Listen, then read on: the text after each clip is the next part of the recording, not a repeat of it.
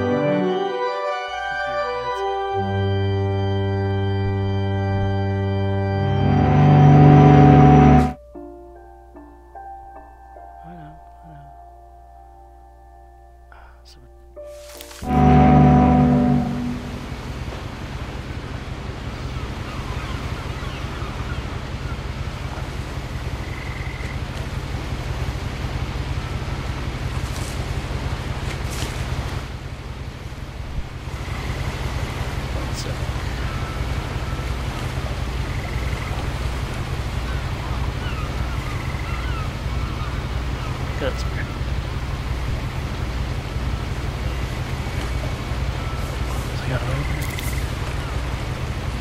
A lot of this isn't going to make sense to you, and I'm sorry about that. I'm just going to start at the beginning, with the house. With the house.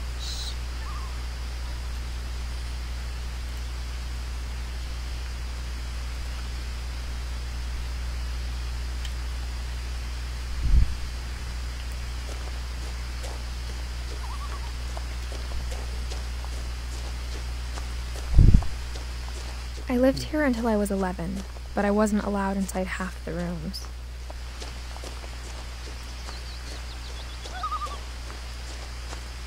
I'm allowed in half the rooms. Can I get this? It stands out like I can get it. Inside the mailbox were bills from 7 years ago, marked urgent, open immediately. Final notices. I hadn't been back since my brother Lewis's funeral.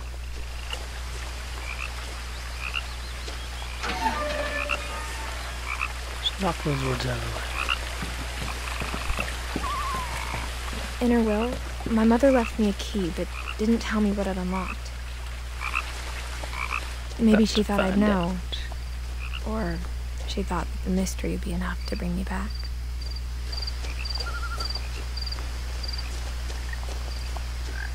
Do I go up or down the hill? I don't know.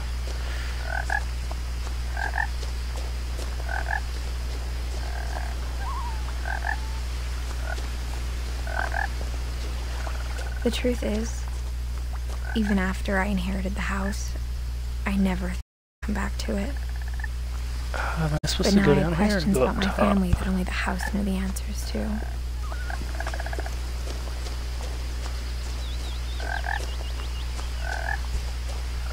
I've only watched one person play this, but it's been a while, so.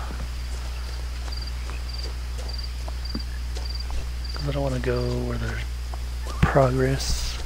I want to explore a little bit.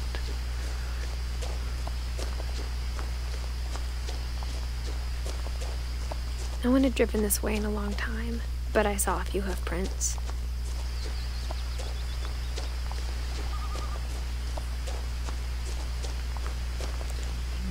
Yeah.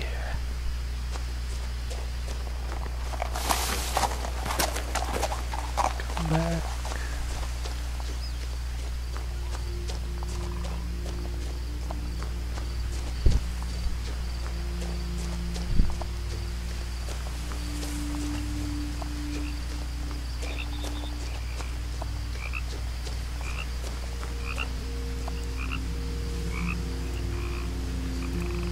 One second.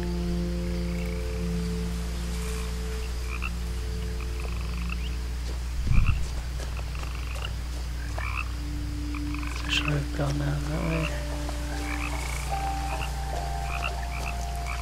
Just doesn't really matter.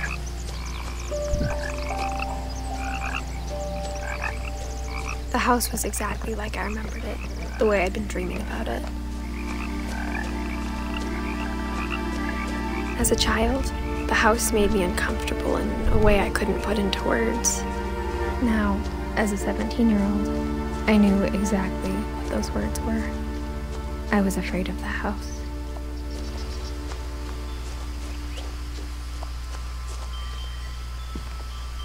Is this the haunted Hill House? Crawling through the doggy door used to be a lot easier when I was 11.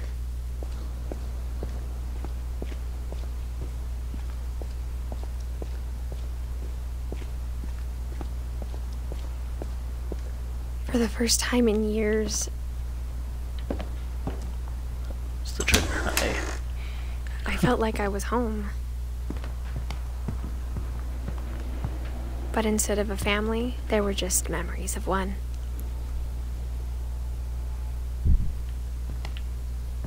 Like how only one restaurant would deliver to our house, so we had Chinese a lot.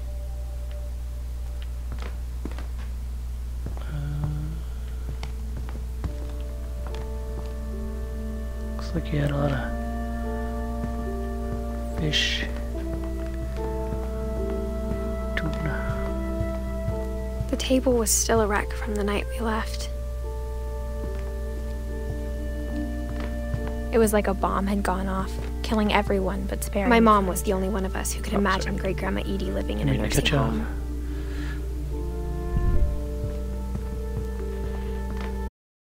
Nothing in the house looked abnormal. There was just too much of it, like a smile with too many teeth.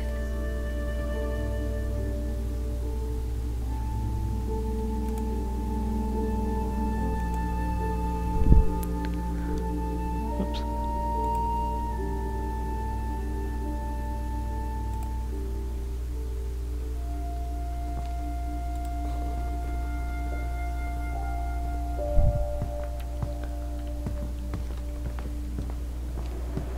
Even the fireplace had a story.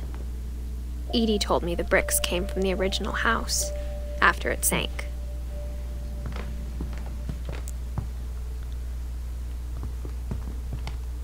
They never unpack everything, or what?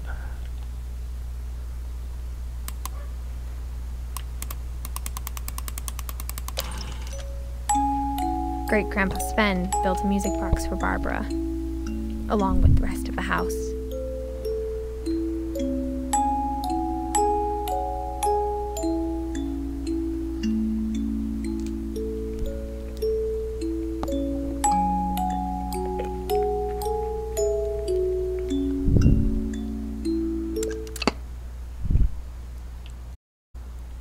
Stopped.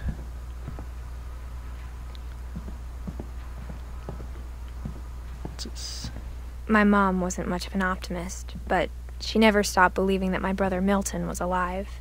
Milton. A lot of things got left behind in the whirlwind of that last night. Popcorn. What the heck kind of door is this?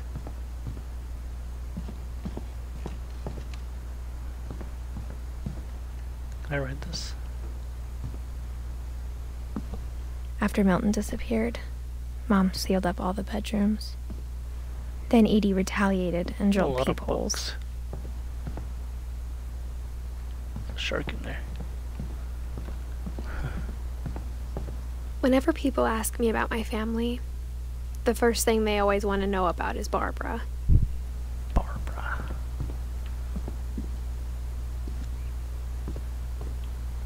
Must be Barbara's room. Edie's father, Odin, built the original house. Odin.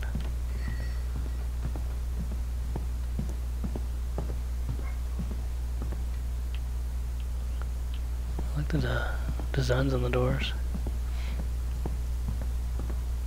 Let's go in the shark room. I spent a lot of time playing in Great Uncle Whoa. Walter's room. I think my mom sometimes regretted not sealing it up. Why is this the only room that's not sealed? Louis told me there were secret passages, but I never believed him. Does the key work on here? It does. Turns out, my mom was really good at keeping secrets. Now it was time to That's find out what my mom had been afraid of.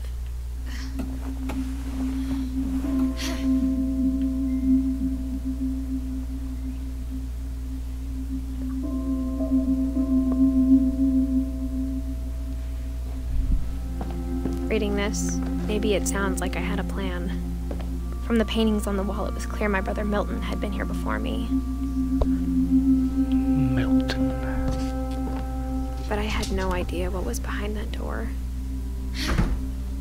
Ah, it's a room. Just like I had no idea where all this was gonna lead. I grew up looking at Molly's room through the peephole.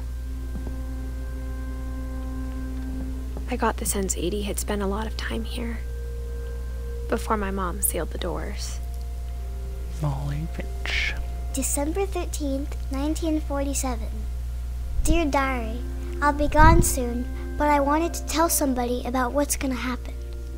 It started when Mom sent me to bed without dinner. I woke up and I was starving, so I looked around for something to eat.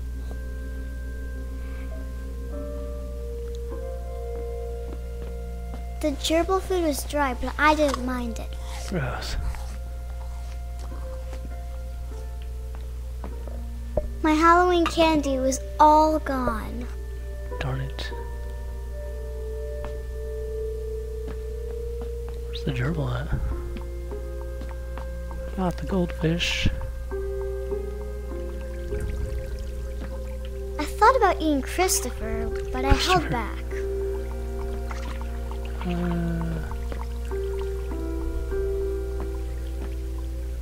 Don't eat Christopher.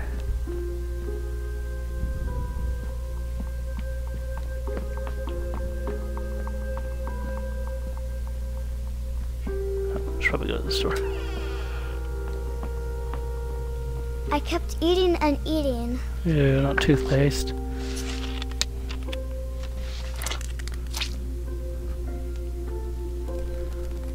That's gross. I ate a lot of things that night. They're fake, aren't they?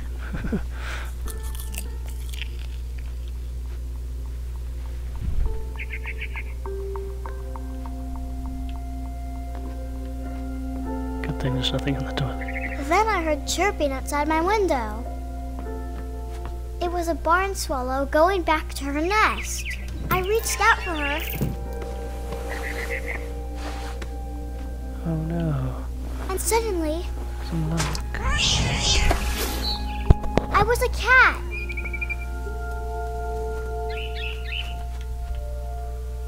I'm a cat now. Let's see how you jump.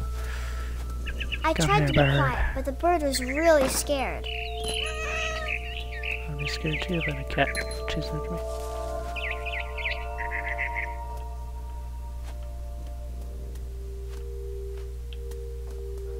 Let's see. Mom and Dad didn't even look at me.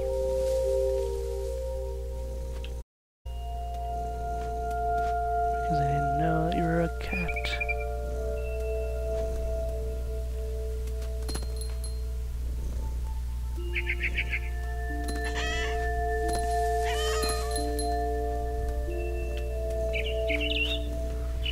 Come here, bird. The babies were all gone. This bird's all by itself.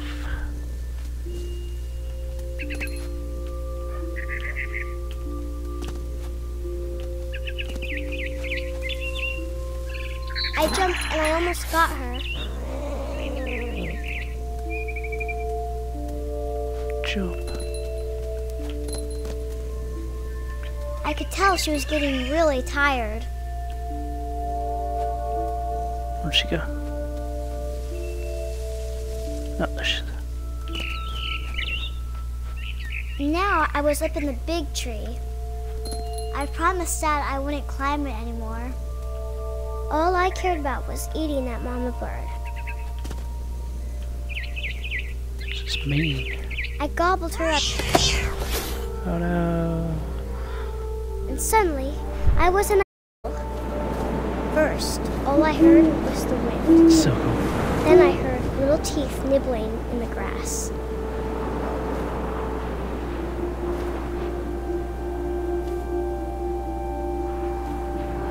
Like a fly, like a owl. supposed to land anywhere? Or? Rabbits. Rabbits. Tree. Rabbit. Come here, rabbit.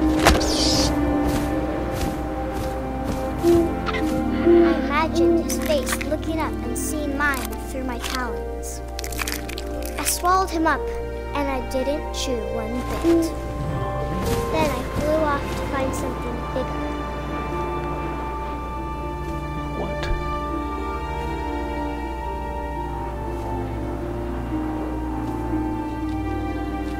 A mama rabbit. That one wasn't big enough.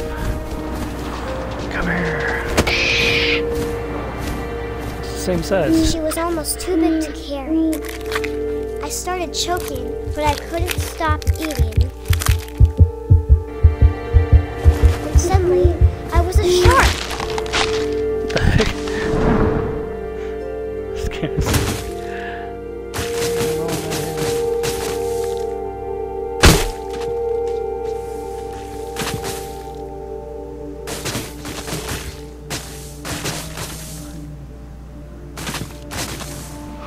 I rolled off and into the ocean. Car.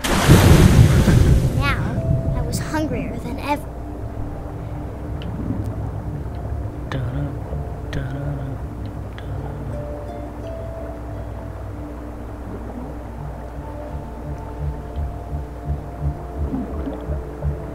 Is that a fish? Here I come, fish. That's not a fish, I that's a wanted seal. fat, juicy seals. Come here. Poor seal. I tore off her flipper, and it tasted really good.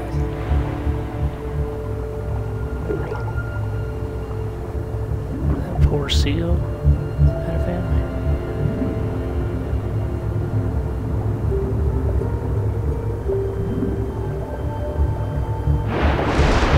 I grabbed on tight. But I was so hungry, I jumped out of the water. When I opened my eyes, everything had changed. Ew.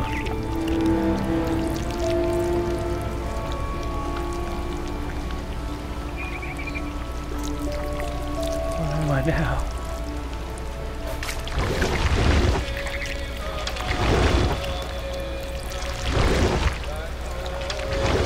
Gross. Now I was a monster, and I smelled people everywhere.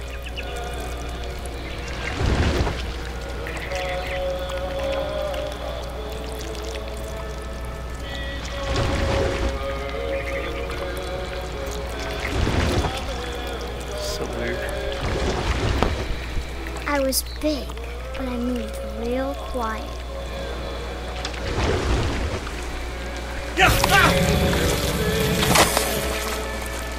Crunch.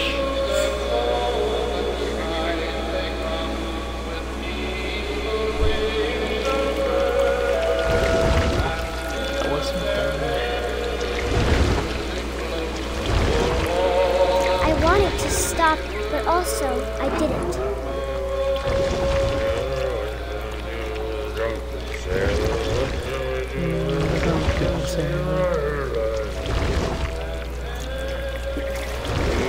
Belly with a rusty razor. Oh god, I know he's right there.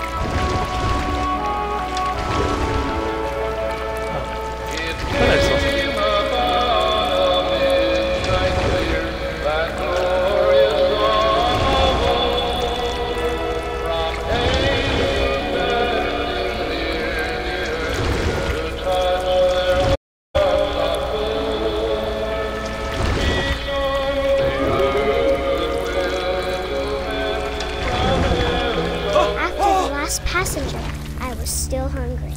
And across the water I smelled something new, something I had to have, so I swam towards it.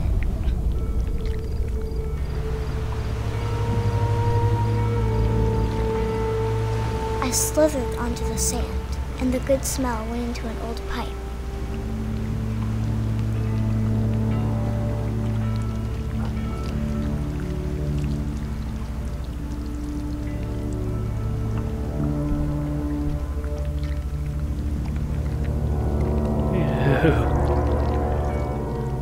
Just came out of the toilet. I got closer and closer.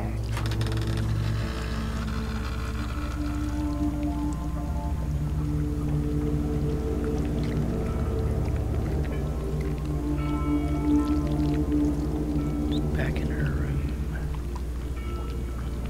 All of my stomach started growling. And suddenly, I was me again. I held my breath for a long time, but I couldn't hear anything. Why are we whispering? It's waiting for me to fall asleep. But it's not going to wait much longer. It needs to feed, and we both know I will be delicious.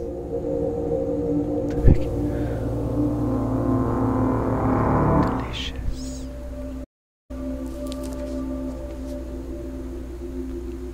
Something's wrong with that kid. I'm not sure if I believed all of that, but I'm sure Edie would have.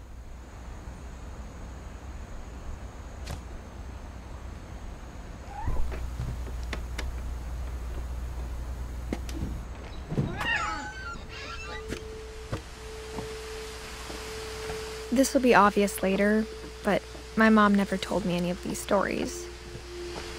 Edie would have, but Mom didn't like bringing up the past.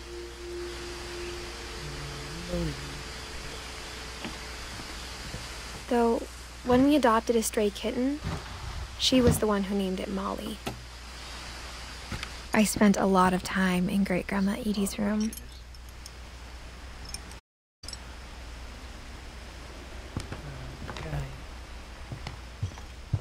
Her room was like a museum.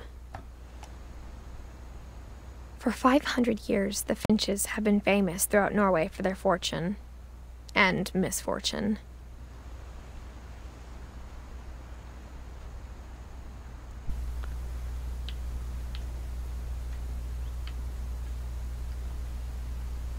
Odin Finch buries the latest victims of the family curse, his wife Ingeborg and their newborn son, Johann. Johann. On January 7th, 1937, he set sail with his family and his house, hoping to leave the curse behind. But 40-foot waves off the coast of Washington send the house and Odin to the bottom of the sea. Odin's daughter Edie, with husband Sven and baby Molly, step ashore on their new home, Orcas Island.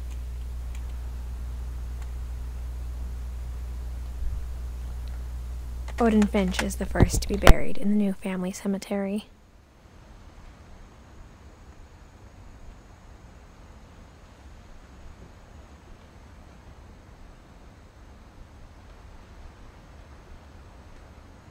His daughter Edie is already dreaming of a new Finch house.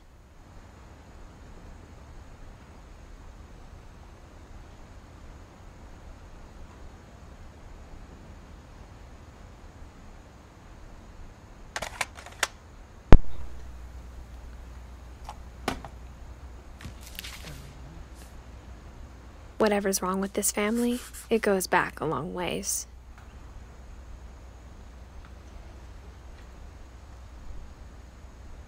There's a lot wrong with this family.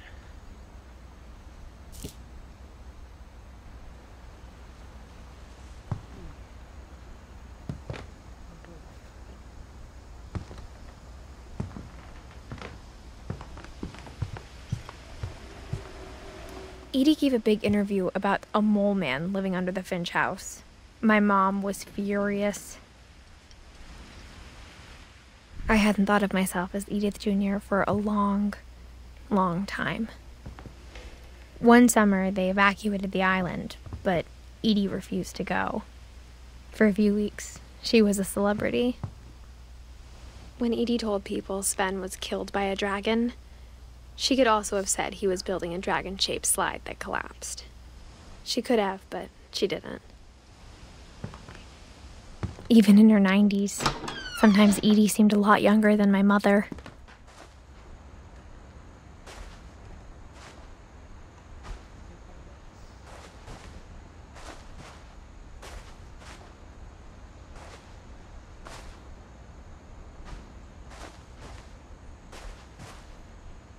The only trace Grandpa Sam's first wife, Kay, left on the house was the pink bathroom.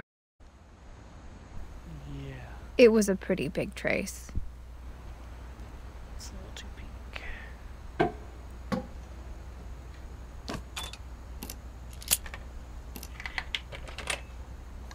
Open the top of the toilet. There's a secret in this bathroom. It's in the last place you would look. It isn't in the cupboard. It's hidden in this book.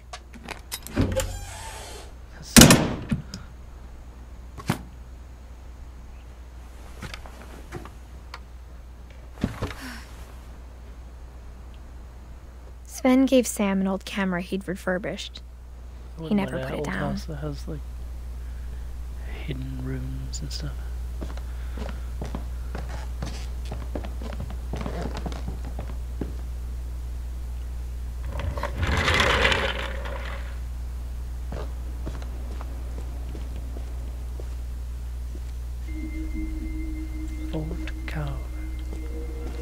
Fort Sam.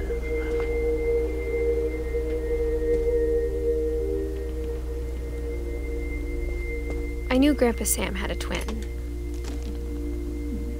and that he never talked about him. I guess my grandpa didn't like history any more than my mom did.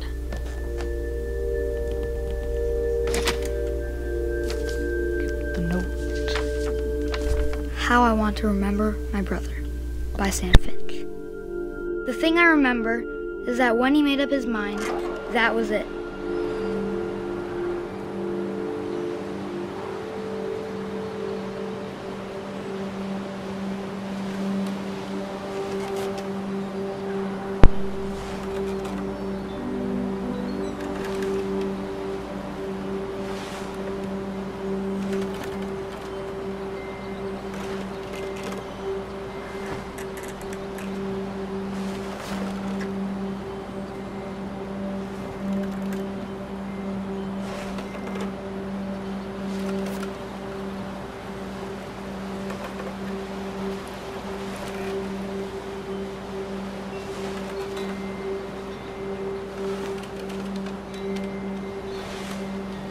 My brother said he'd die before he ate another mushroom, and he did.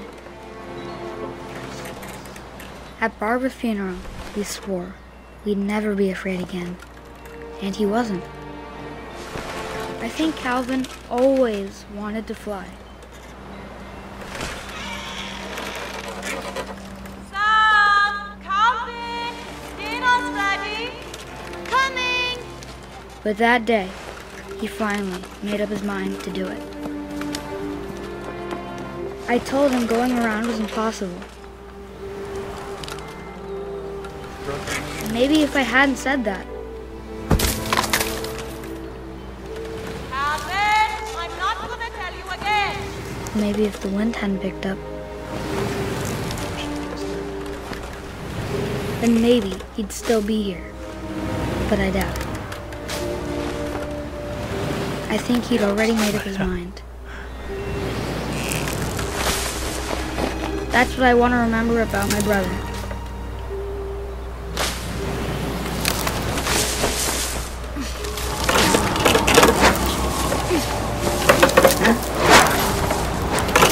The day he made up his mind to fly.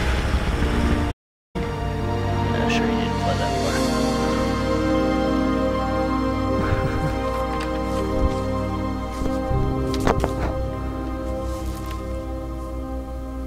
Calvin's story felt strangely familiar. When I was younger, I remember trying to do the exact same thing.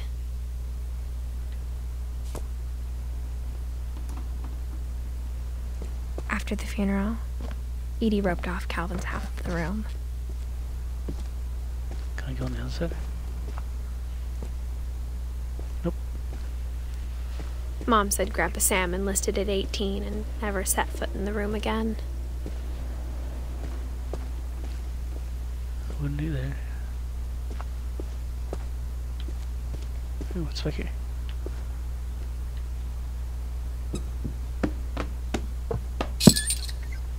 Nice. There's a lot of secrets.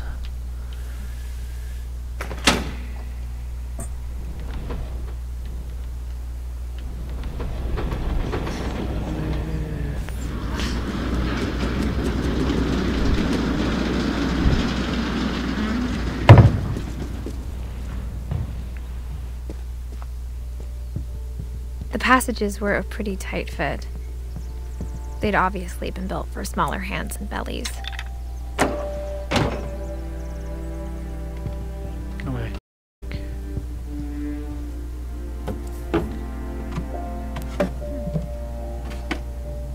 Growing up, I always thought of Barbara as a Big child foot. star.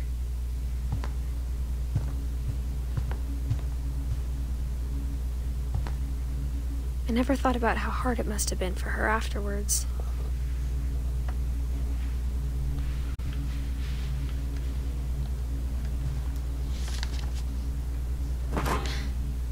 Of all the stories people wrote about Dreadful Barbara's death, stories. I'm surprised Edie saved this one.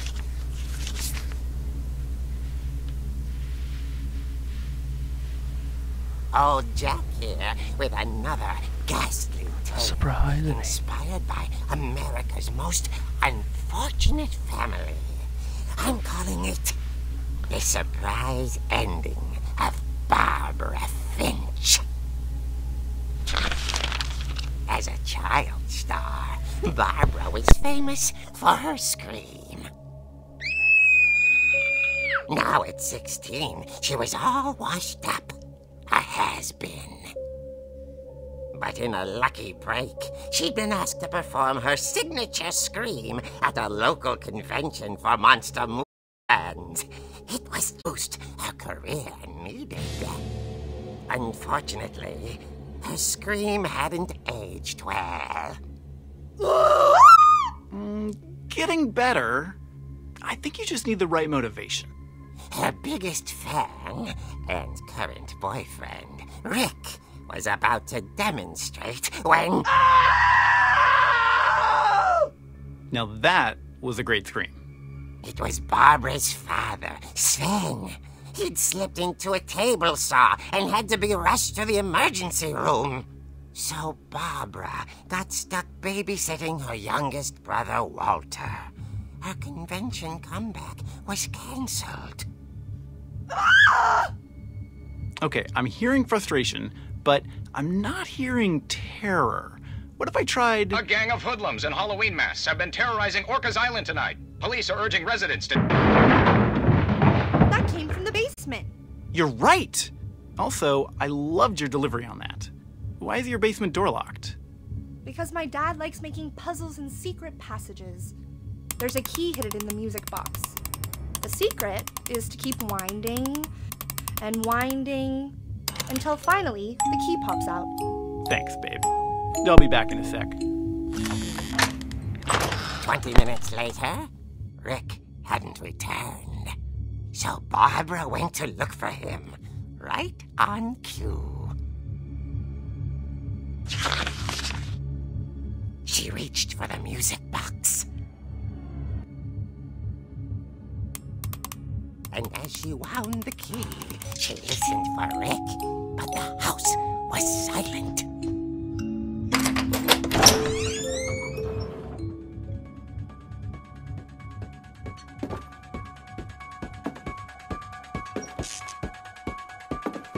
She found Rick's crutch and imagined the worst.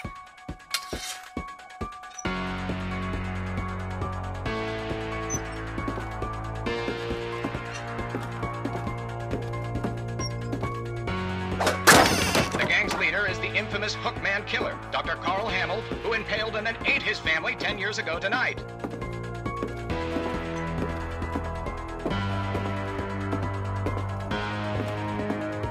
The old fridge rattled and grew still.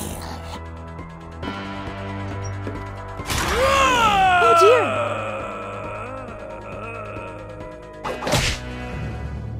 Oh! Rick? Barb, relax. I was just trying to scare you to help you find your scream. Well, I'm not scared, Rick. I'm furious. Then act furious. All I'm getting from you now is that you're hurt and confused and you're... She threw him out, but she kept a little something to remember him by. Barb, have you seen my other crutch? And she was still holding it when she fell asleep watching the late picture show. Hours later... Barbara! Walter, what's going on up there? Ah! Okay, I'm coming up, but if this is a trick, you're dead, Walter.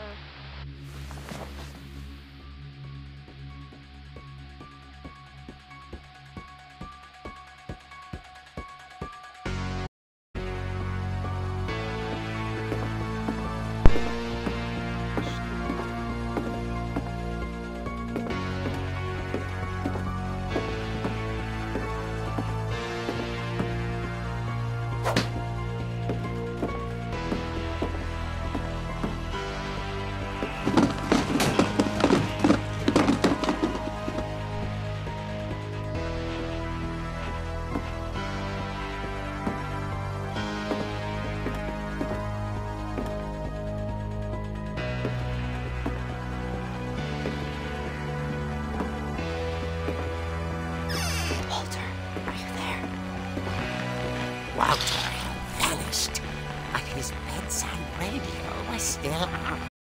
Orcas Island police describe the man as 6 feet tall, with a steel hook for a hand. Residents are urged to lock all doors and windows and notify of any suspicious activity. Barbara turned, saw the hookman, and was speechless. He was quite smashing.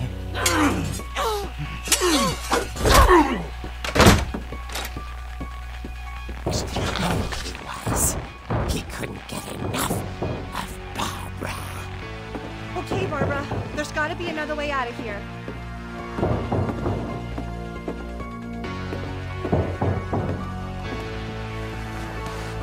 That night, she played her part beautifully.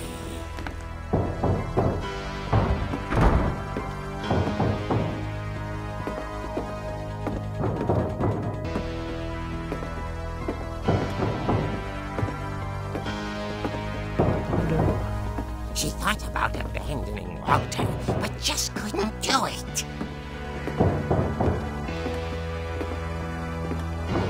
Molly's door hadn't been opened in years. The hinges groaned.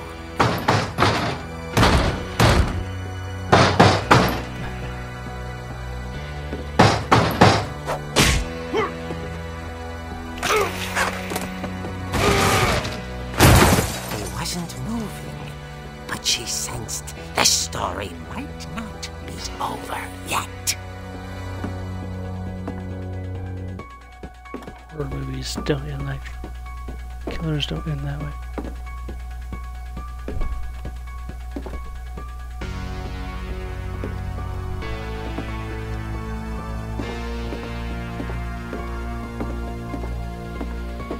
The hookman had vanished. She listened for his breathing, but all she heard was...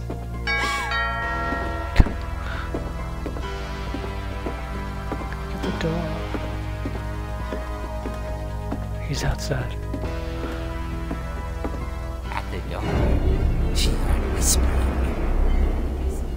It was coming from inside the house.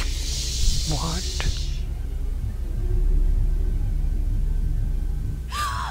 Oh dear.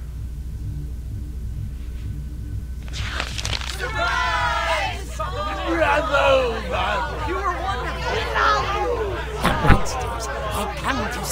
surprise her. For Barbara, it was a dream come true. Then she saw what kind of monsters they were, and she realized what was about to happen. She was going to be famous. And with her final breath, Barbara Finch gave the performance of her life.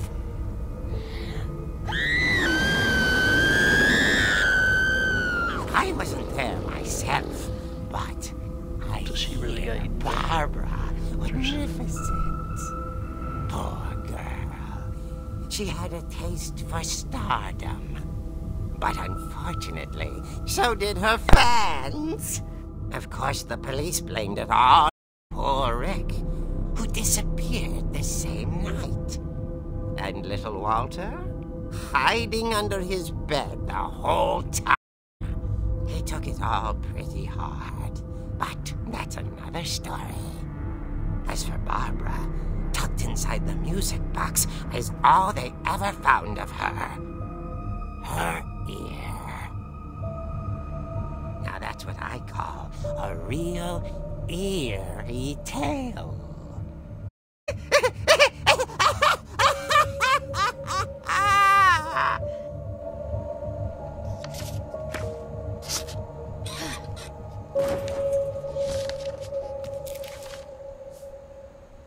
Edie told me all Barbara wanted was to be remembered, as absurd as that comic was.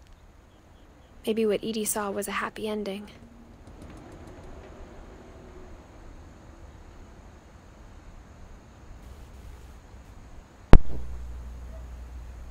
I'm back. Sorry. Barbara.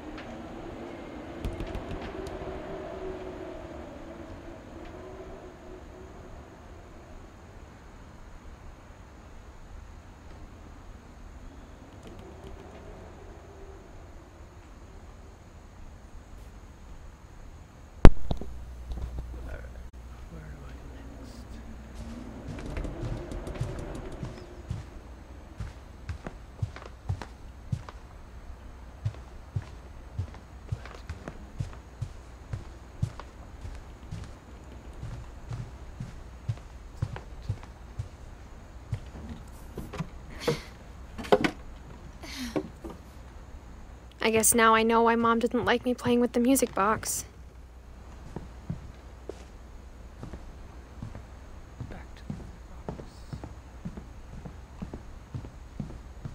It's funny. All those times I played with the music box and never found the basement key.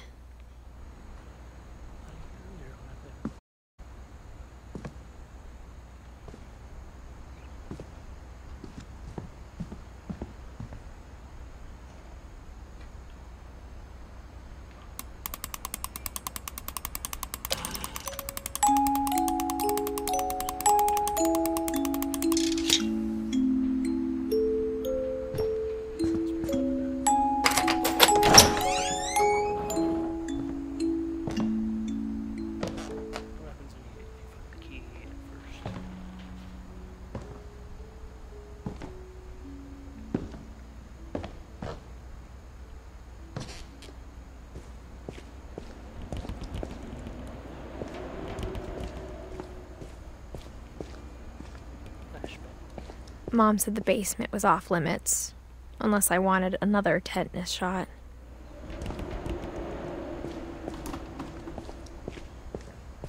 I saw Edie sneak down to the basement once, carrying packages.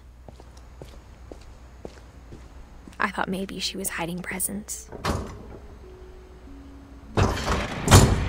It turned out she was hiding a lot more than that.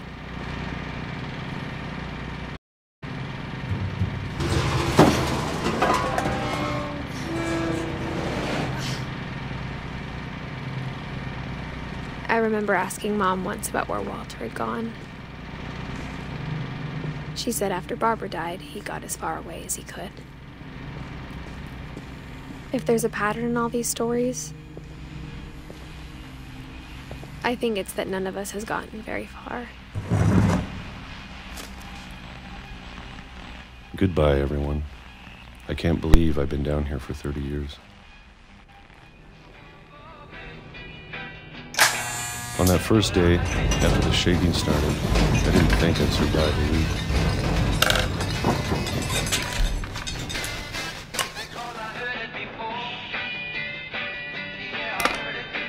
But after a few days, I settled into a routine. That's what kept me sane. Having a schedule, living for today. I always expected to be dead tomorrow. But if you wait long enough, you get used to anything.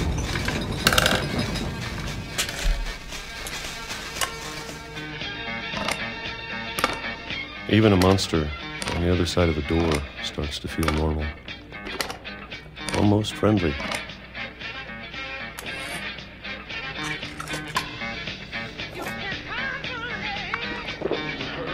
And then one day, everything just stopped. Whatever that thing was, it was gone. Maybe it got tired of waiting. Or maybe I just got tired of being afraid.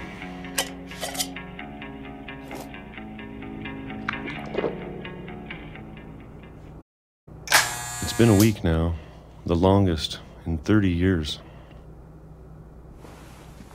I'm done waiting. I have to leave. Who can?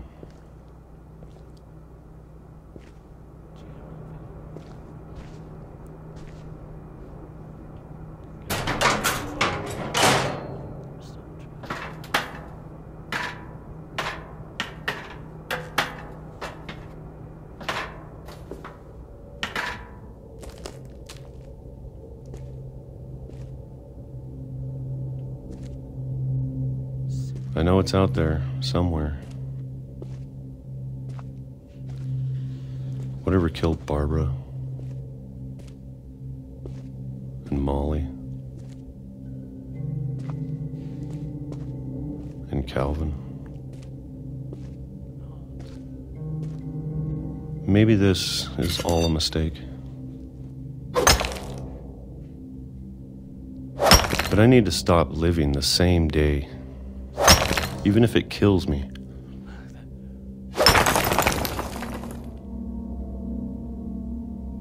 Whatever's out there, I want you to know I'm ready for it. I'm going to appreciate all of it, especially the food. I don't mind if I only have a year left. Or a month. Or a single week. I'd be happy with one more day. I can already imagine the sun on my face.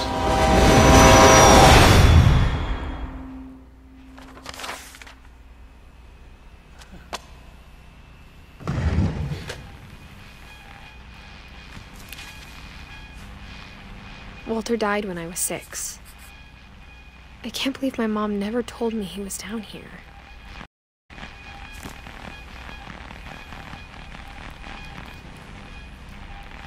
I'm sure my mom was trying to protect me.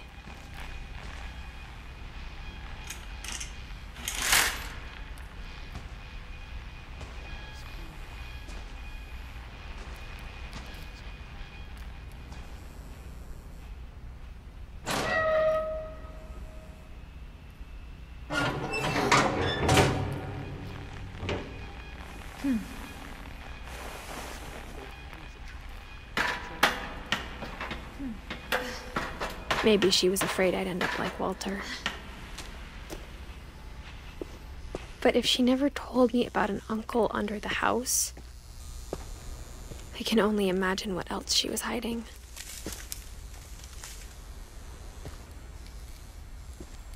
I don't want to make the same mistakes she made.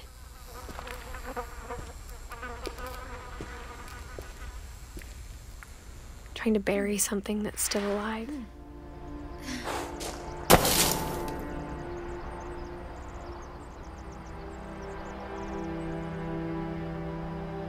Now that there's only one of us left, or maybe two, I thought it was time I heard the stories for myself and found out what happened to everyone else. But now I'm worried the stories themselves might be the problem. Maybe we believed so much in a family curse, we made it real.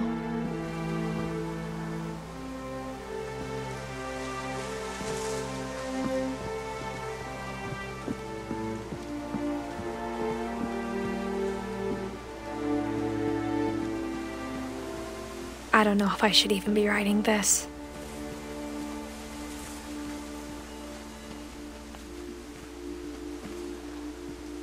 Maybe it'd be better if all this just died with me.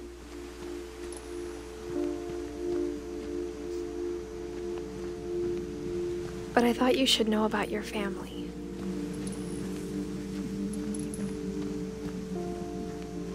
And the history you're a part of.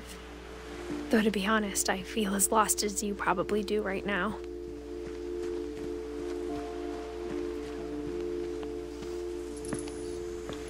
I think the people in these stories believed them, for what that's worth.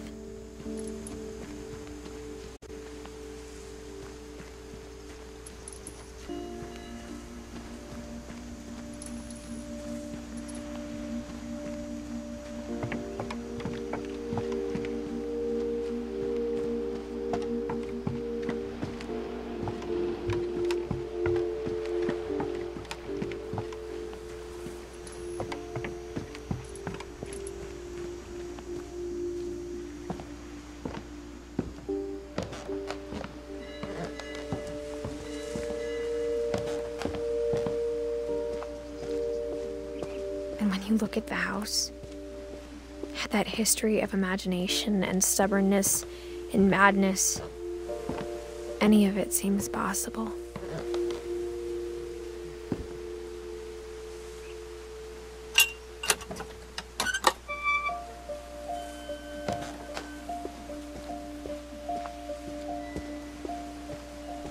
I think we've been surrounded by death for so long, we've just gotten used to it. What kind of family finishes building a cemetery before starting the house?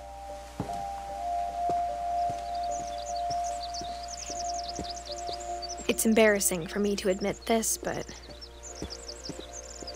the pet cemetery made me more uncomfortable than the human one. 3 of the gerbils are mine, and 2 had been my fault. Sven built the house, but it was Edie who designed the cemetery.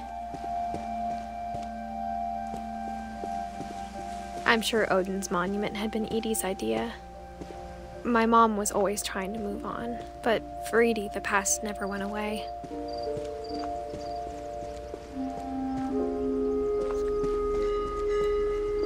She could see it poking out of the water at low tide.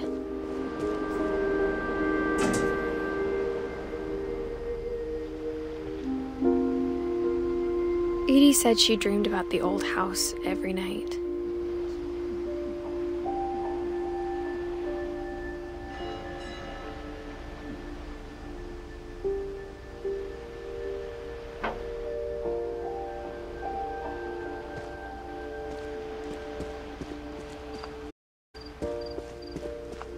Edie's side was always easier for me to understand. But the older I get, the more I can see where my mom was coming from. Her dad had been pretty strict, but it wasn't enough to save her brothers. She was just trying to do better. She lost 2 of her brothers, just like I did. I get why she tried so hard to protect us. There's so many things I wish I could ask my mom now. Part of me thinks this is what she wanted all along. For me to come back someday and find everything out for myself.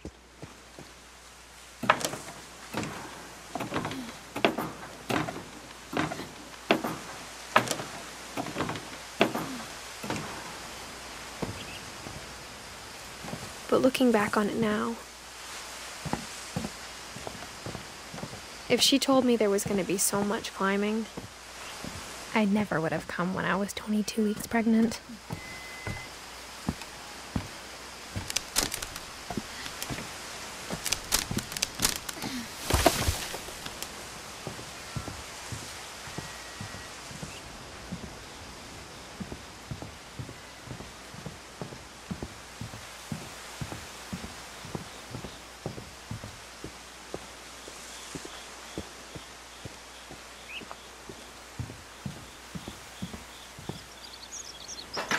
I never met Grandpa Sam, but I think he and my mom had a lot in common.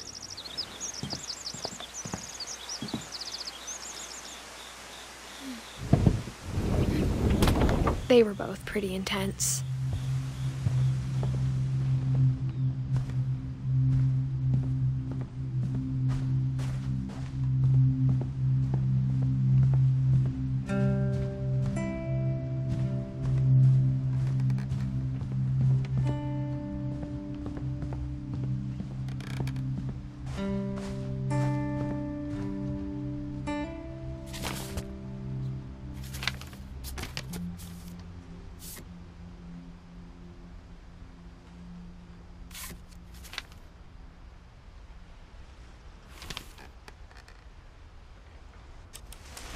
Dawn, I promise, you'll never forget this weekend. Yes, sir. These memories are gonna last a lifetime. Am I gonna have to shoot anything? It's a hunting trip, Dawn. Shooting is perfect. It's gonna rain the whole weekend, isn't it? I will never forget this weekend, Dad. That's the spirit. Okay, got it. I'm gonna take some pictures, okay? Just be careful. The camera's older than you are.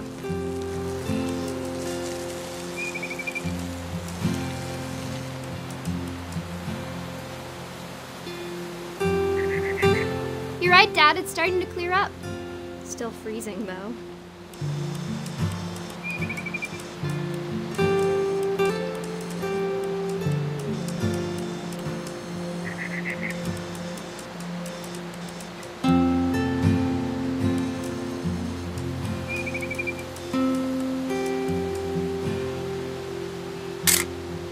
Aw.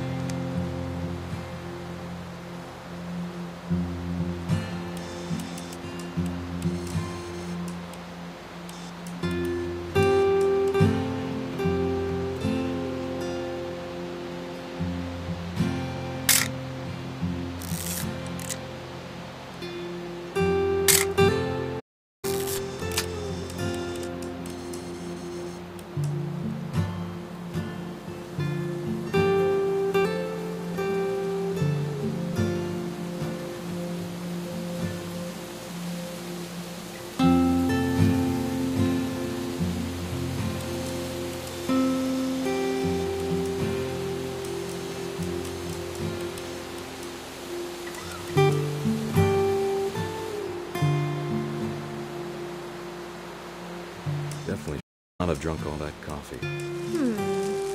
Hey! That's a keeper. I'm just saying, I'm not always gonna be here, Dawn. You'll need to remember this stuff, if you want to survive. I'll be fine, Dad. You know who else thought he was gonna be fine? Some guy died. Dawn, I'm being serious. I know, Dad. You're always serious. Doesn't being out here make you want to chill out? Well, to tell you the truth, I haven't been out here in 20 years.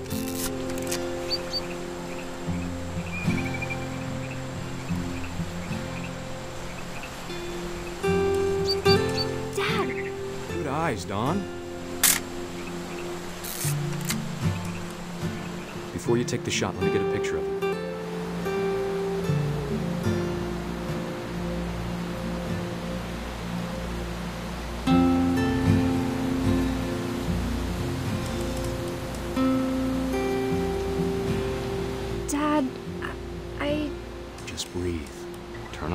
imagination. Focus on your target.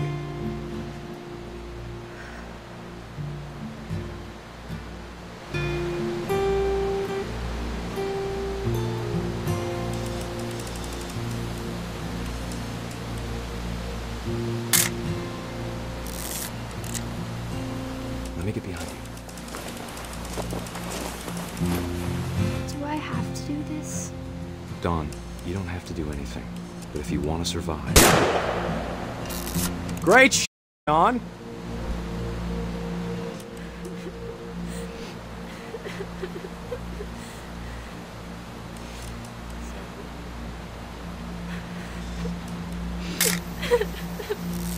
I'm proud of you, Dawn.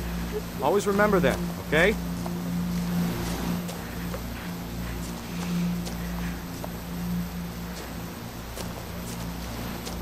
Dad, it's twitching. I think That's it's totally normal, Dawn. Just focus on the camera. Try not to think about... Dad!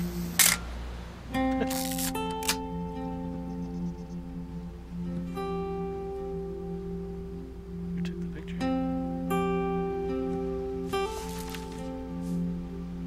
Of all these stories, that's the one I wish most that my mom had told me.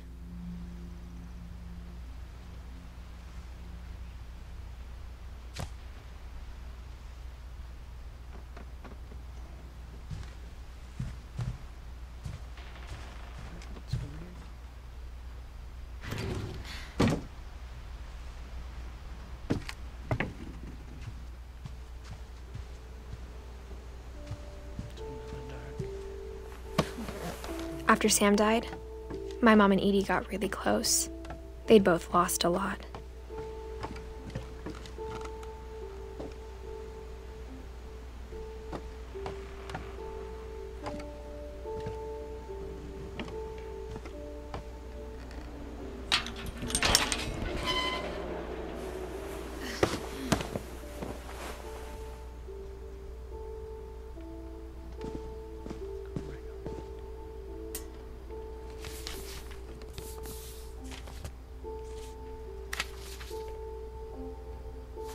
Dear Kay, do you remember the way Gregory used to laugh when he thought he was alone?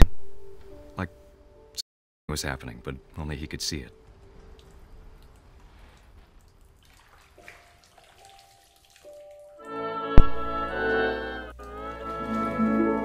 I think he saw things the rest of us don't.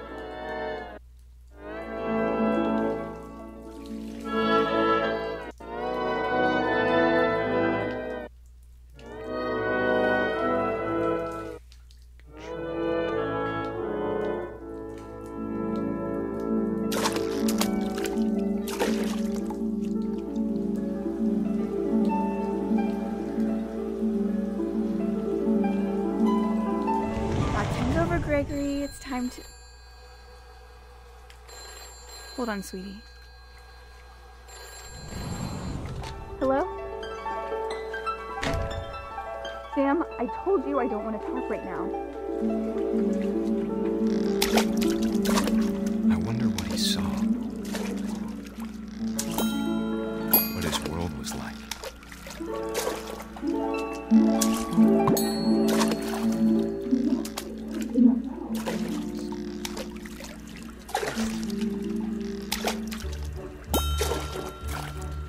He reminded me so much of Calvin. Lost in his imagination.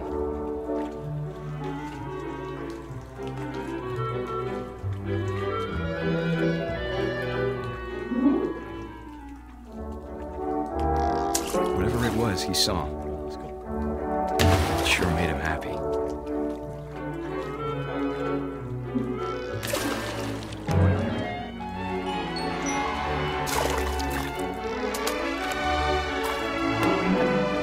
How silly it sounds.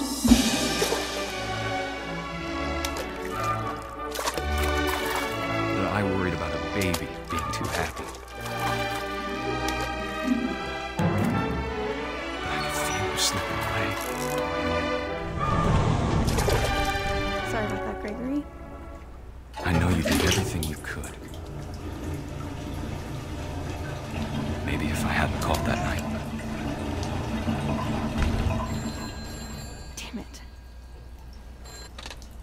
Hold on, I don't want Gregory to hear this.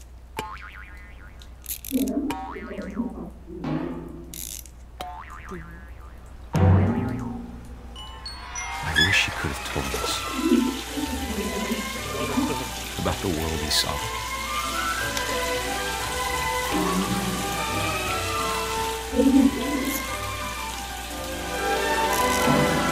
There's so much I don't understand about Gregory, about everything.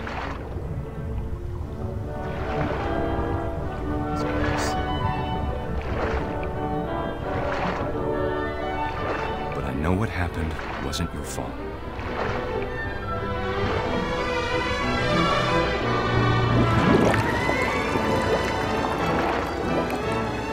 I'm sure he's happy. And he'd want you to be happy too. Good luck, Kay. Love, Sam.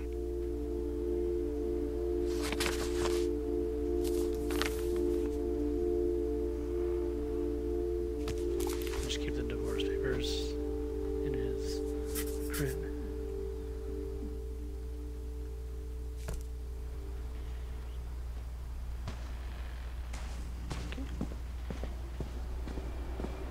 I can't imagine my mom ever writing poetry, and yet...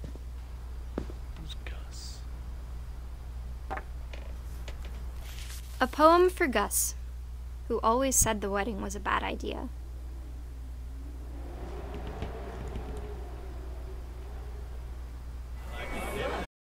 Our father never hit us kids, at least not very hard, before the day my brother said with teenage disregard that he'd be dead before he'd see a wedding in our yard.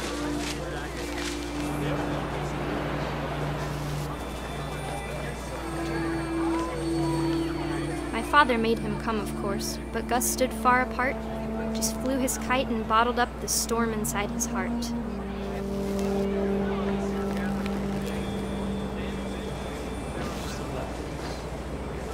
I tried to talk him out of it, but though he'd never met her, "We don't need a stepmom," were the words that I now pronounce you husband and wife. Make this bride.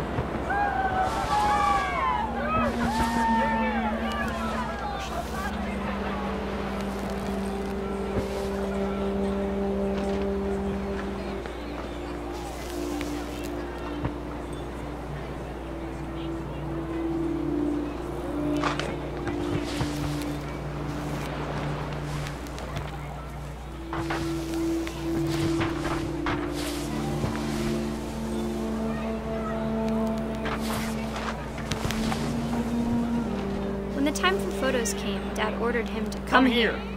But Gus declined, and as a sign held up his middle finger. The wind picked up, and panicked geese appeared and quickly went. But all the humans did that day was go inside the tent.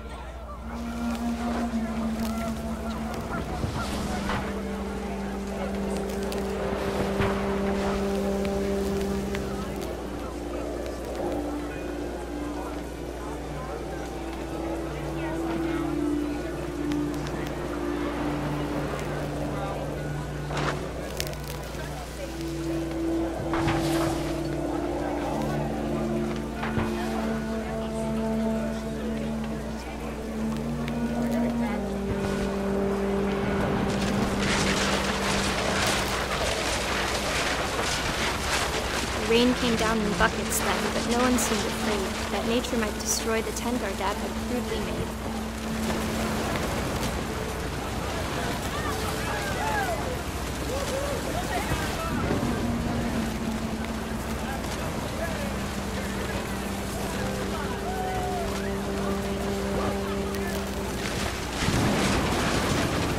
The thunder sounded much too close and full of angry power. But all my father said to this was, "Make the music louder."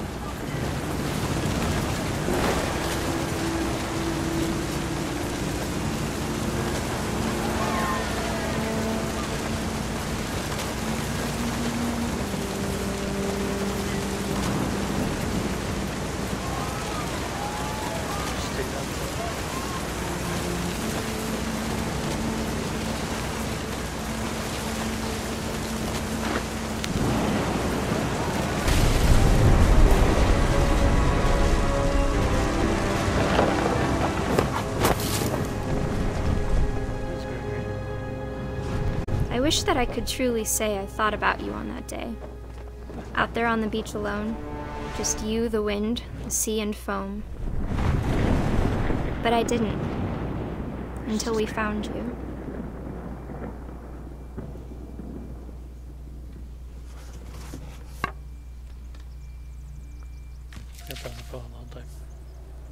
She never talked about him, but Mom told me once if I was a boy, they were going to name me Gus.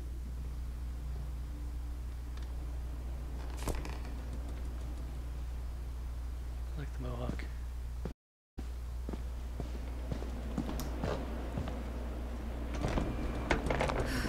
My mom moved up to the loft after her brothers died. At the time, it was as far away as she could get.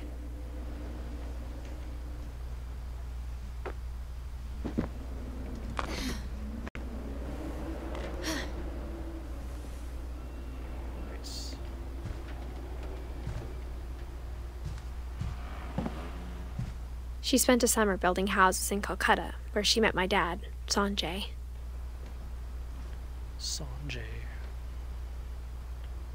Religion was another thing my mom never talked about, but I think it helped her a lot after her dad died.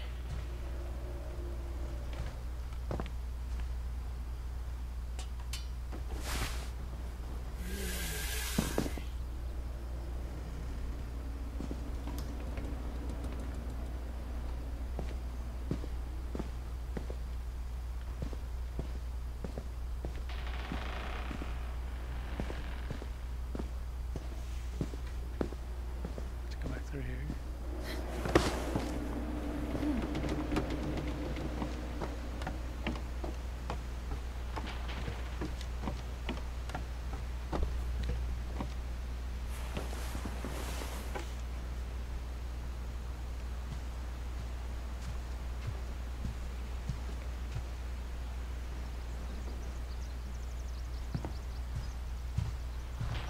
Instead of hiding from death, Sam seemed to go out of his way to meet it.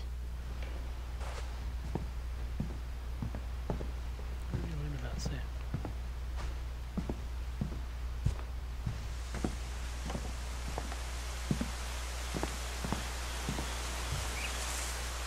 That's the only 2 rooms you can go to?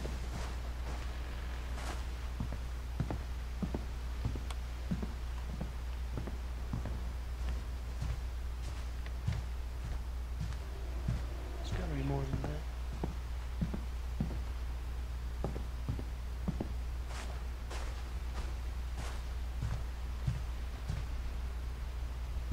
Go back through here again.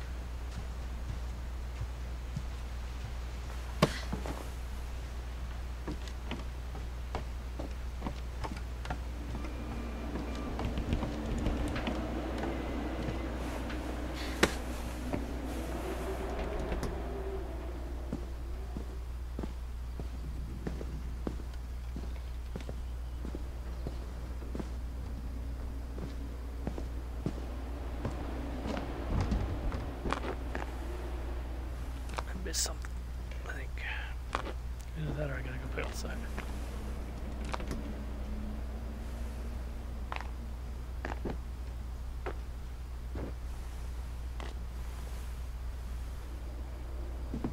Oh, okay. Right there. My mom moved to India a week after graduation and got a job teaching English. Lewis was born a year later. When my dad died, I don't think Mom knew where else to go. I'm sure Edie was happy to have her back. The house had to get a little bigger, but Edie was used to that. And for a while, things were good. Almost normal. But it didn't last. The beginning of the end was Milton's 10th birthday, when Edie gave him a castle.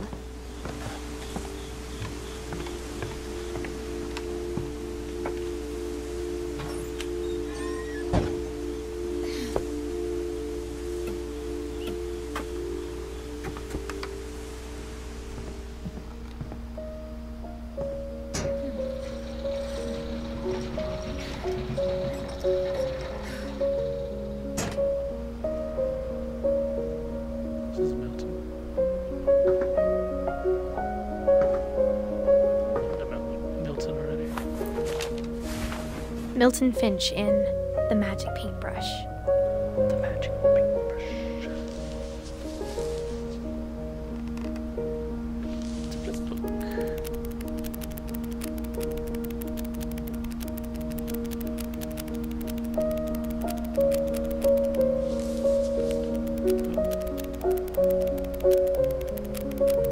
That's cool.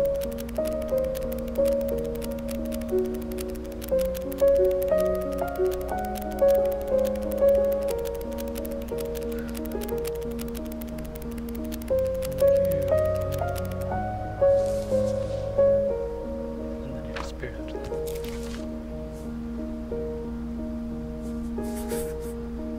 I was 4 when Milton disappeared. Where's Skip Lewis?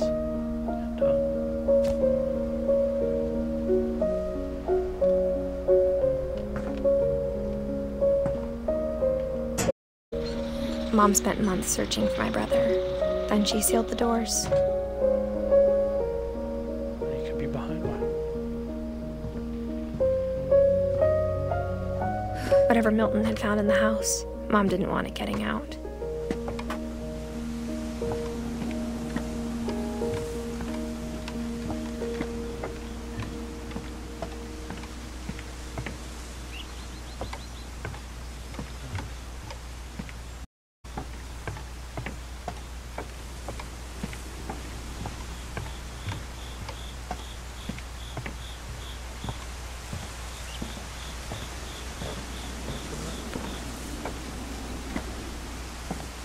Mom definitely blamed Edie, but I think Lewis blamed himself.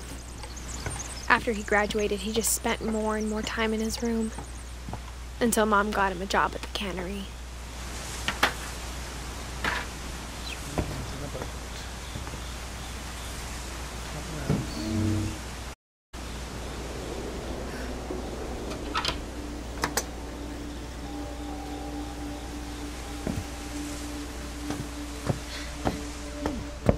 Lewis's room smelled very, very familiar.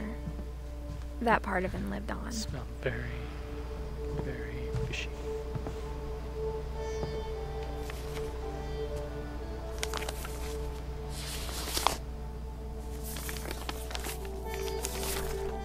Dear Mrs. Finch, as Lewis's psychiatrist, I can understand your desire for an explanation.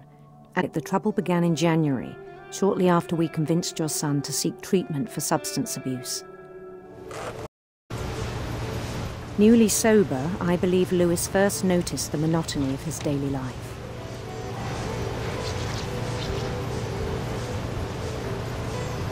He kept working at the cannery.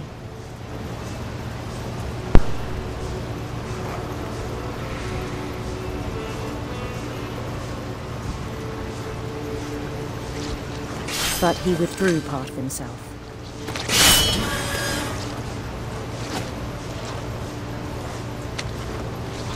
In our sessions, I saw the same behavior.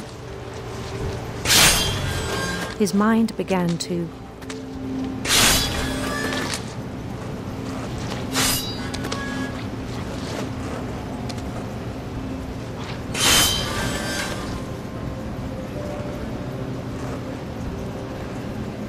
wander.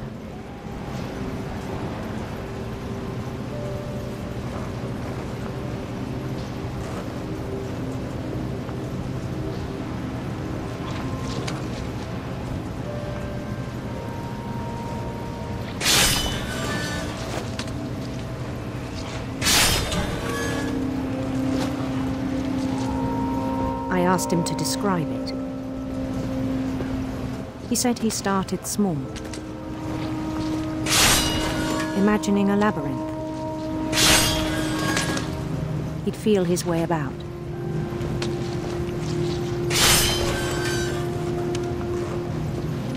Then something moved. Bats. And toads.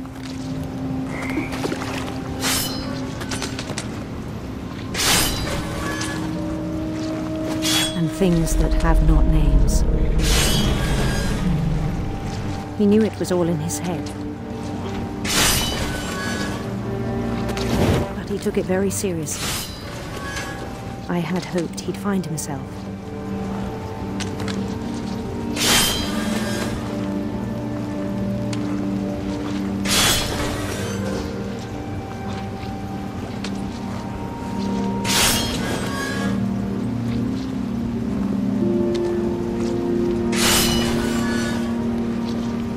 But he found something more.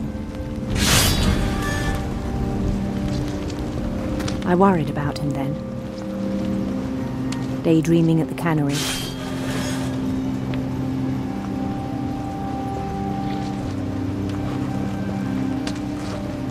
I spoke with his boss. But he said Louis had become a model employee. Methodical, tireless, focused. Like a whole new Louis. So I let him go on.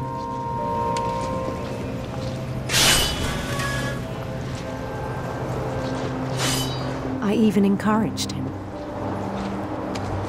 It seemed very promising at first. He told me he'd made a new friend.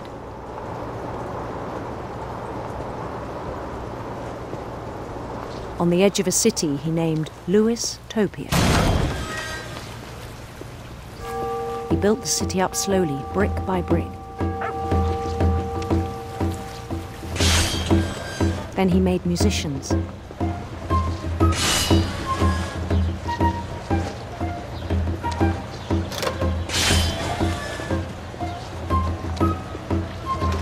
And songs for them to play. He talked about starting a band. And he was always humming something.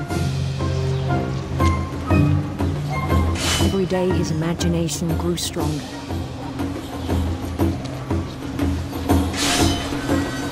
He no longer spoke at the cannery. But his chopping was as reliable as ever. Then one day it struck him that all the cheering crowds, even the stones under his feet,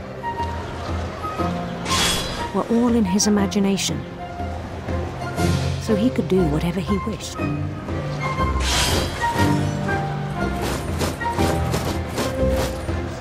He held an election for mayor, and he won. They begged him to stay, but his mind was already wandering. It became a game for him.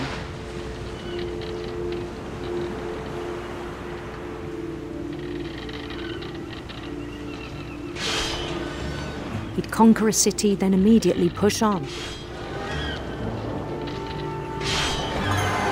New Louisville.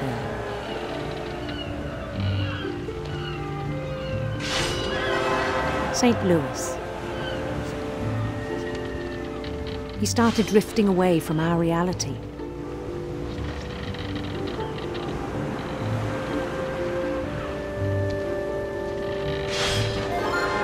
Minneapolis.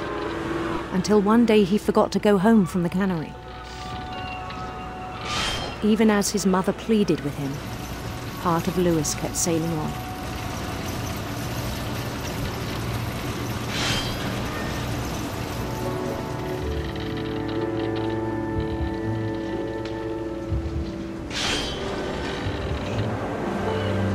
In Louisburg, he heard rumors of a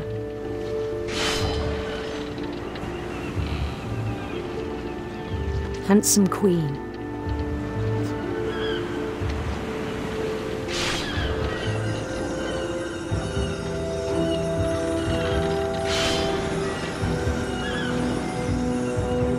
The queen was on her own quest for sinister serpents.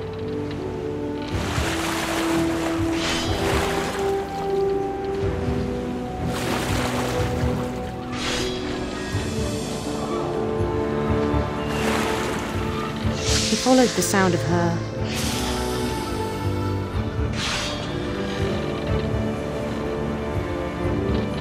silver harp.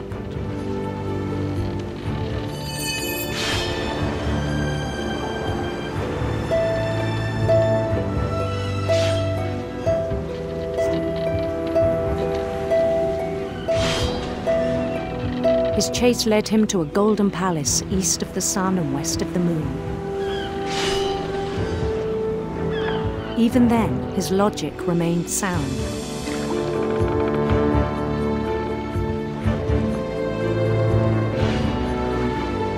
He knew the world was all in his imagination.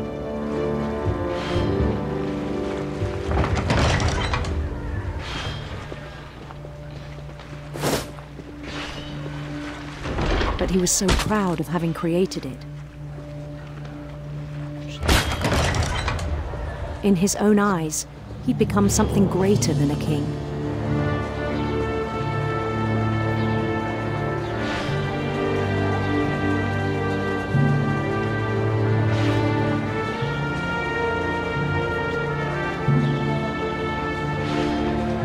For someone who'd never known success in the real world, I think it was overwhelming. And then it struck him that the real Lewis was not the one chopping salmon, but the one climbing the steps of a golden palace.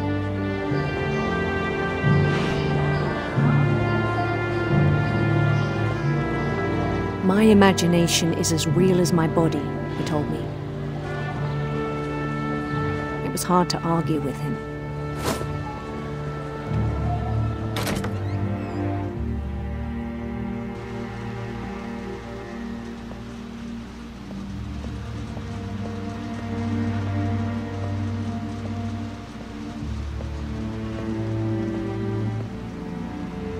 Began to forget the world we know.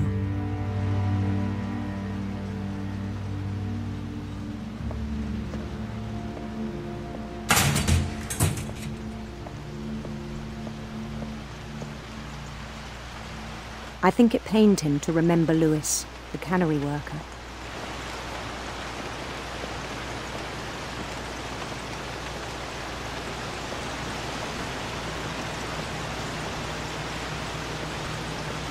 He began to despise the man with a royal contempt.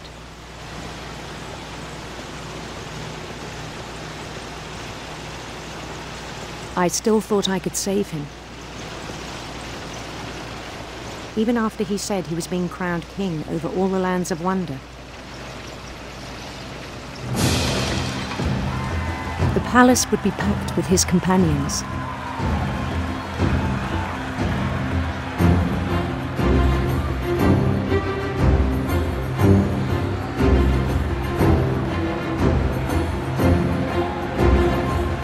Including the wise Calico who'd insisted on inviting him.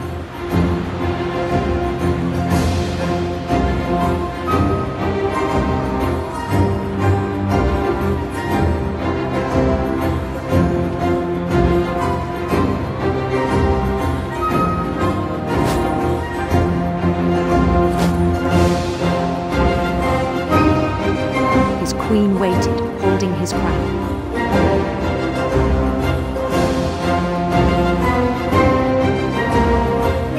There was only one thing left to do.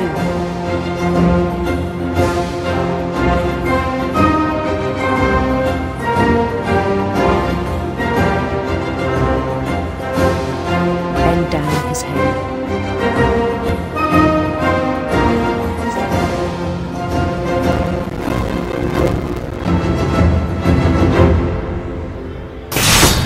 And the rest I think you know. Mrs. Finch, your son was a kind man who will be missed by all of us who knew him.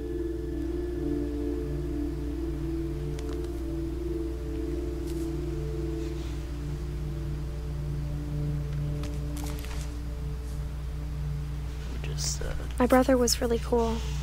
I wish you could have met him. So I just need Dawn, right? And Edie.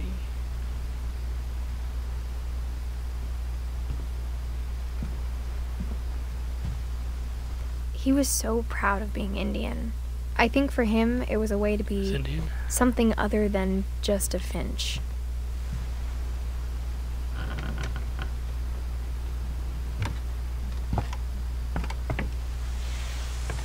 On the way back from Lewis's funeral, my mom told me to start packing. She waited until the day before we left to tell Edie. I'm not sure if she wanted to make it easier or harder. I wish we'd stayed. But I understand why we left.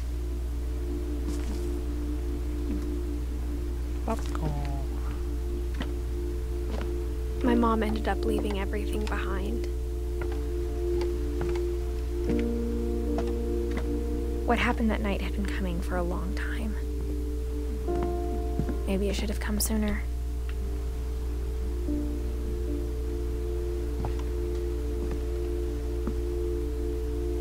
But it had to end one way or another.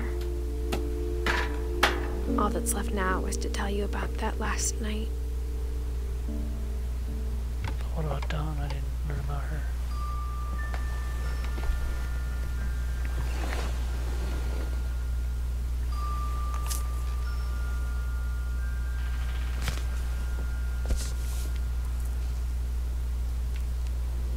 That whole last day, Edie just watched us pack and didn't say a word. Until supper, when she raised her glass and said, "Final night together, and all our final nights apart." Grandma, you know what I said about alcohol.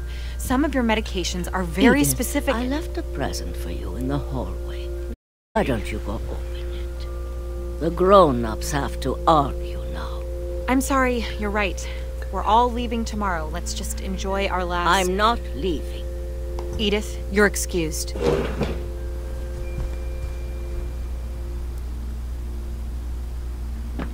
Something in the hallway. The power had been shut off that morning, but Edie always had plenty of candles. When my mom sealed the library, I don't think she knew about the other entrance, or that Edie had a key to it. Or that it was just open. That thing you're afraid of isn't going to end when you leave the house.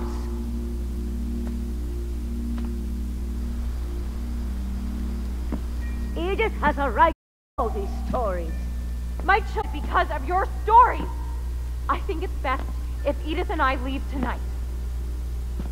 We'll have the nursing home send a van for you in the morning. Okay? History of the Finches. Dear Edith, there's so many stories I wish I could tell you, but there's only time for one. This is about what happened on the night you were born. That night, the tide went way, way out. It was the first and last time I ever saw the old house aground. There'd been an earthquake out in the middle of the ocean. They called it the lowest tide in 1,000 years. God, it smelled awful. You know, I've seen that house every day of my life. But I never thought I'd go back to it. When the fog rolled in, I lost my way.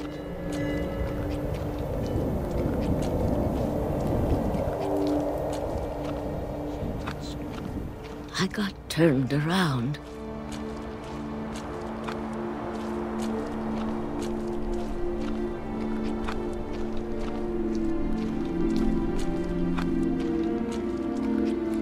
For a while, I wandered.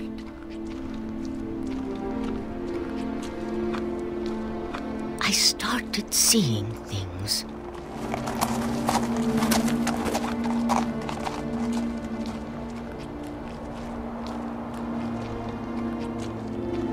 Things I'd forgotten had ever existed.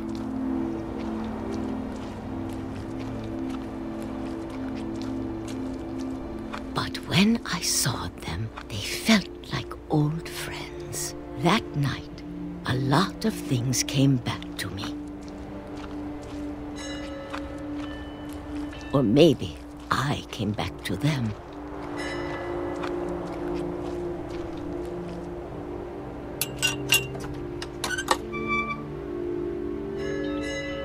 Things I can't explain, but that I need you to try and... Edith, what are you doing in here?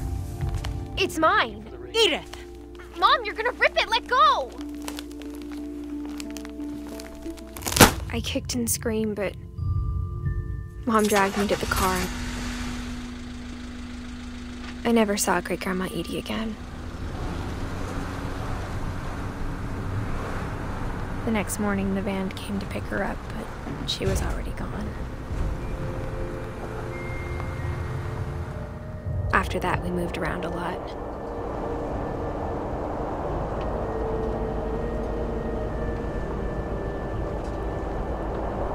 We both tried to make the best of it.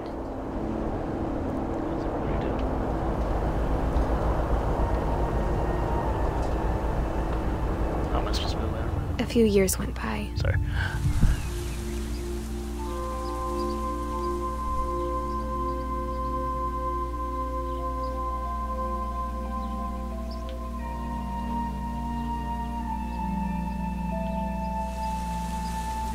My mom didn't like to talk about it. But she started getting sick a lot.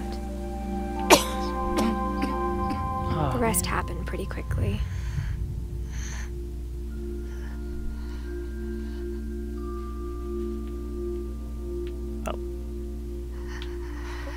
She got better for a while. And then she didn't.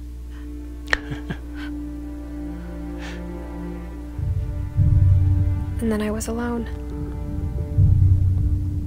She's the only one left. The last Finch left alive.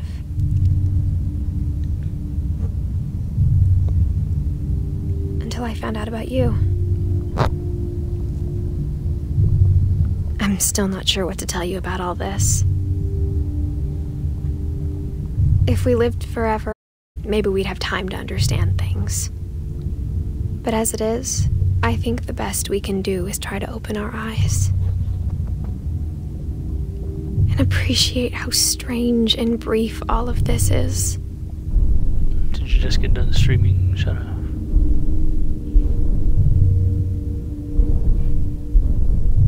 This journal was supposed to be for you. But now I hope you'll never see it. I just want to meet you and tell you all these stories myself. But I guess if you're reading this now, things didn't work out that way. I guess not. Oh, that's so bright. This is where your story begins. Dawn. I'm sorry I won't be there to see it. It's a lot to ask, but I don't want you to be sad that I'm gone. I want you to be amazed that any of us ever had a chance to be here at all. Good luck.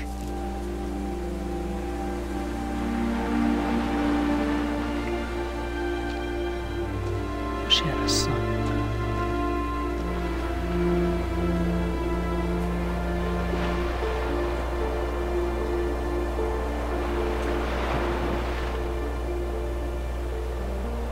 Looks like the Helen neighbor house. A story by Giant Sparrow for Shirley Downs.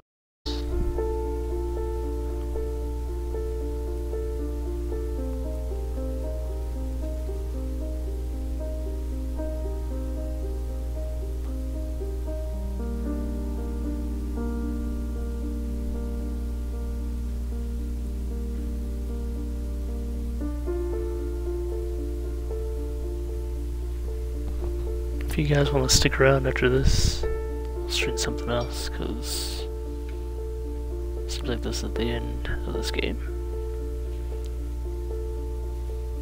I finished all the stories.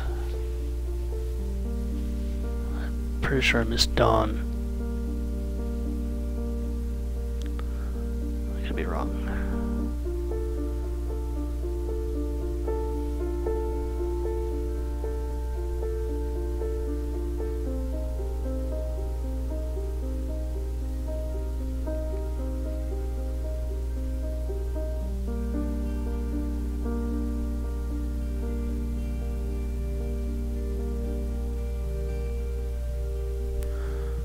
So, How are you?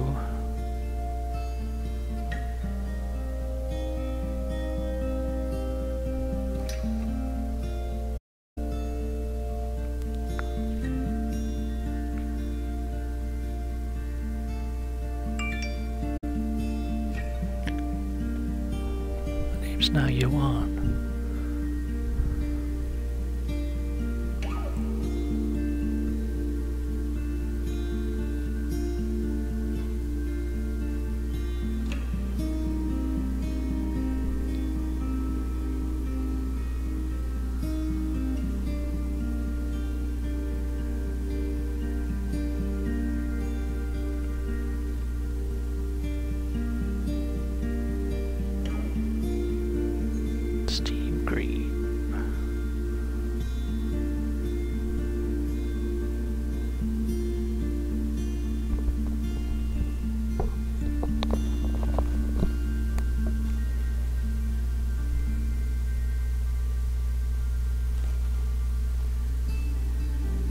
That was a full playthrough of this game.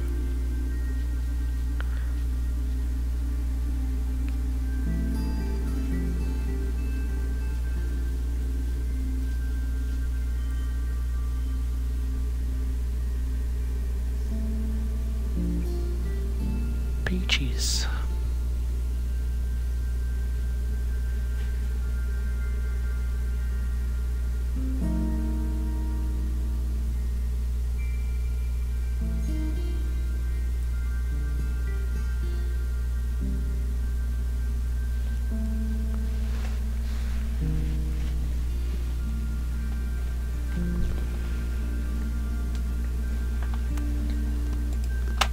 Oops.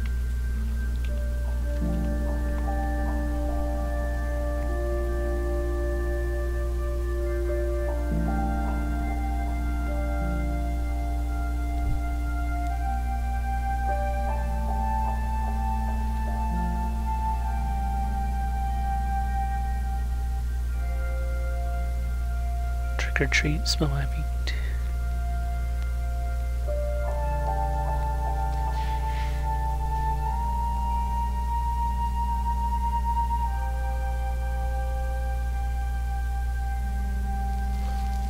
Did it take him that long to make the game?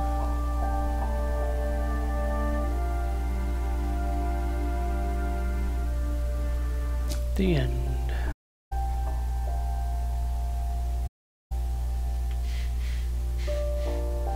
Oh, I guess it did get done.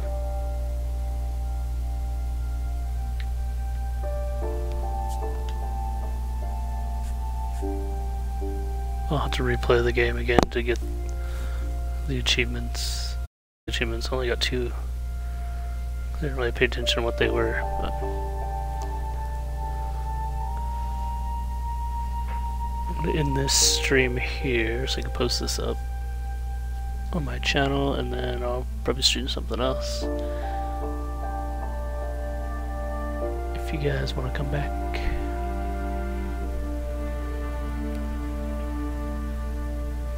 Thank you for watching. Thank you, Shadow, for the raid.